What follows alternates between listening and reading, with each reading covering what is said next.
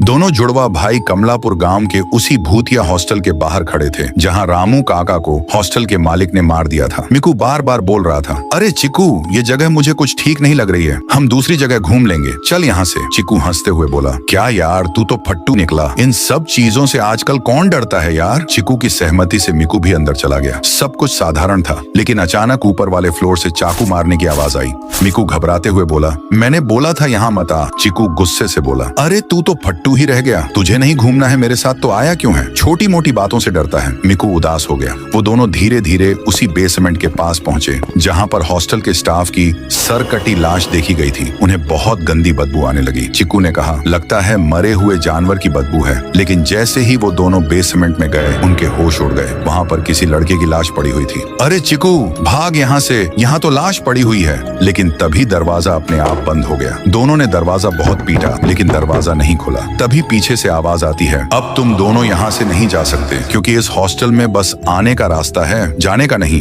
तभी हॉस्टल में जोर जोर से चिल्लाने की आवाजें गूंजने लगी। फिर सब शांत हो गया। अगले दिन चिक्कू और मिकू के पापा पुलिस स्टेशन गए और बोले, इंस्पेक्टर साहब, मेरे दोनों बेटे कल सुबह कमलापुर गाँव घूमने गए थे और अभी तक नहीं आए। इंस्पेक्टर राइस्टार ने कहा, तुम्हारे दोनों बेटे पागल हैं क्या? 10 सालों से वो गाँव खाली पड़ा है, आखिर कौन सा कीड़ा था उनमें जो वहाँ घूमने गए हैं? इंस्पेक्टर राइस्टार कुछ पुलिस वालों और एक पहुंचे हुए बाबा के साथ कमलापुर गांव में तहकीकात के लिए जाते हैं। वहां पर अजीब सा सन्नाटा छाया हुआ था। राइस्टार ने कहा, चलो हॉस्टल के अंदर। राइस्टार जैसे ही हॉस्टल के अंदर गया, दरवाजा अपने आप बंद हो गया। बाबा बोले, देखो राइस्टार, मुझे किसी आत्मा की भनक महसूस हो रही है, सब लोग सतर्क रहना। तभी वहाँ सड़ी हुई लाश की बदबू आने लगी। सब लोग धीरे धीरे बेसमेंट में पहुंचे। वहाँ का नजारा देखकर सबके होश उड़ गए। वहाँ पर चिक्कू और मिकू की लाश पड़ी हुई थी और चारों तरफ खून ही खून था। राइस्टार बोला, लगता है इन दोनों को बहुत बुरी तरीके से मारा गया है। बाबा जी, इन दोनों की लाश को देखिए जरा, कहीं ये उसी आत्मा का काम तो नहीं? पीछे से कोई जवाब नहीं आया। राइस्टार ने जैसे ही पीछे देखा,